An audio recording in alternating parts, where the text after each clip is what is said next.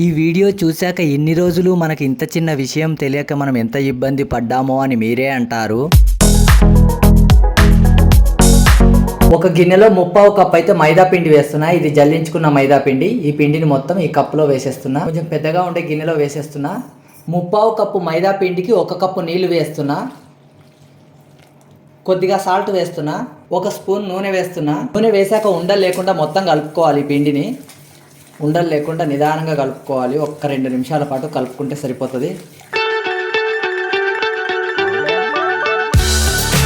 చూసారా, పిండి మొత్తం ఇలా కలుపుకోవాలి. కలుపుకున్న తర్వాత పక్కన పెట్టాలన్నమాట. అంటే ఒక 10 నిమిషాల పాటు ఈ పిండికి రెస్ట్ ఇవ్వాలి.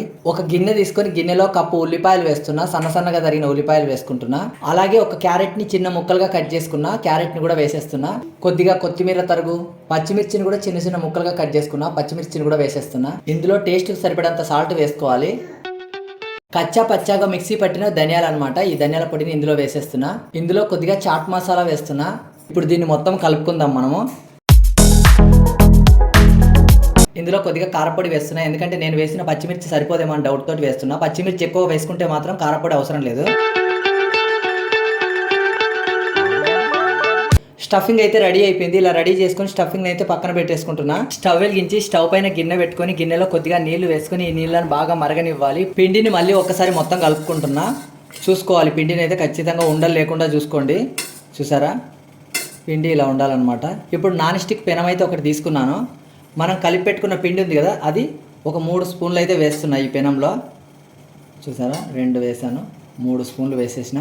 వేసిన తర్వాత పెనానికి మొత్తం చూడండి, ఈ పిండిని మొత్తం సమానంగా అయ్యేలాగా ఇట్లా తిప్పుకోవాలన్నమాట. పిండిని మొత్తం పెనానికి ఇలా సమానంగా చేసుకున్నాం కదా. ఇప్పుడు ఈ మరుగుతున్న నీళ్ళపైన మనం పిండి వేసుకున్న నాన్ స్టిక్ పెనం అయితే పెట్టుకోవాలి. చూస్తున్నారు కదా, ఇలా పెట్టేసుకోవాలి. అంటే ఆ వాటర్ ఆవిరికి ఇది మొత్తం రెడీ అయిపోతుంది కాబట్టి మనం డైరెక్ట్గా స్టవ్ పైన పెట్టాల్సిన అవసరం లేదు. ఇట్లా వేడి నీళ్ళు ఉడుకుతుంటుంది కదా, ఆ ఆవిరికి పెట్టుకోవాలన్నమాట. ఇది మనకి ఇప్పుడు రెడీ అయిపోయింది కాబట్టి దీన్ని పక్కకు తీసేస్తున్నా. స్టవ్ పై నుంచి నాన్ స్టిక్ పెనాన్ని తీసేసిన కదా, ఇప్పుడు ఒక స్పూన్ తోటి ఎడ్జ్లను కొద్దిగా కదపాలన్నమాట. ఎక్కువ కాదు, కొంచెం లైట్గా ఇలా కదపాలి. చూస్తున్నారు కదా, చూసారా, చుట్టూ మొత్తం కదిపేసాం కదా. ఇప్పుడు దీన్ని తీసేద్దాం. ఇలా హ్యాండ్ వాడాలి. ఇప్పుడు ఇది మాత్రం వేడిగానే ఉంటుంది. కొంచెం జాగ్రత్తగా చూడండి ఎంత ఈజీగా వచ్చేస్తుందో. అంతే, రెడీ అయిపోయిందండి. దీన్ని పక్కన పెట్టేసుకుందాం. ఇప్పుడు మళ్ళీ నాన్ స్టిక్ పెనం పైన మళ్ళీ కొద్దిగా పిండి వేసుకుందాం. మళ్ళీ ఒక 3 స్పూన్లు వేసుకుంటే సరిపోతుంది. 3 స్పూన్ల పిండి వేసిన తర్వాత మొత్తం దీనికి సమాంతరంగా చేసుకోవాలన్నమాట. కడాయికి కనిపిస్తుంది కదా, దీన్ని ఇట్లా మొత్తం రౌండ్గా వచ్చేలాగా తిప్పుకోవాలి. అంతే, ఇలా రెడీ చేసుకుని మరుగుతున్న నీళ్ళపైన పెట్టుకోవాలి. మళ్ళీ నాన్ స్టిక్ని అయితే మరిగే నీళ్ళపైన పెట్టుకున్నా. 1 నిమిషం పాటు మరిగితే సరిపోతుంది అనమాట. ఈ నీళ్లు మరుగుతున్న ఆవిరికే ఇది రెడీ అయిపోతుంది. ఇది ఇప్పుడు రెడీ అయిపోయింది. దీన్ని పక్కకు తీసేస్తున్నా.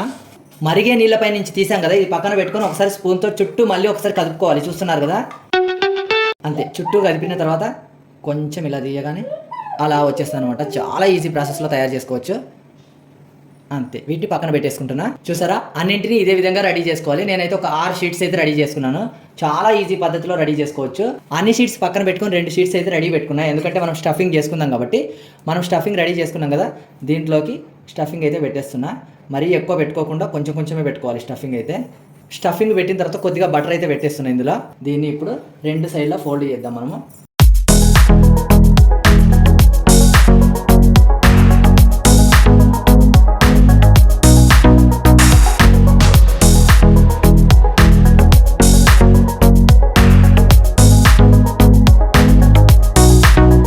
అన్నింటికి స్టఫింగ్ అయితే చేసి రెడీ చేసుకున్నాను. స్టవ్ వెలిగించి పెనం పెట్టుకున్న. పెనంలో కొద్దిగా అయితే ఆయిల్ అయితే వేస్తున్నా. ఇప్పుడు మనం రెడీ చేసిన వాటిని ఇందులో పెట్టేసుకోవాలి. కొద్దిగా కుక్ చేసుకుంటే సరిపోతుంది, ఎక్కువ కాదు. కొంచెం లైట్గా కుక్ చేసుకోవాలి.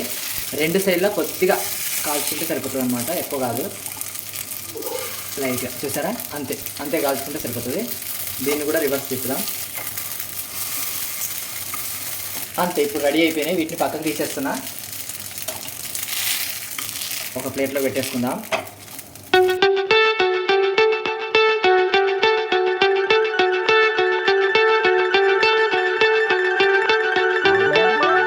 పిల్లలు ఏదైనా చేయమని అడిగినప్పుడు ఇలా హెల్తీగా చేసి పెట్టండి, చాలా ఇష్టంగా తింటారు. అప్పటికప్పుడు 5 నిమిషాల్లో తయారు చేసుకోవచ్చు. ఒక్కసారి తిన్నారంటే లైఫ్లో మర్చిపోలేరు, అంత టేస్టీగా ఉంటాయి. అమ్మనైన బటర్ వెజిటేబుల్ స్నాక్.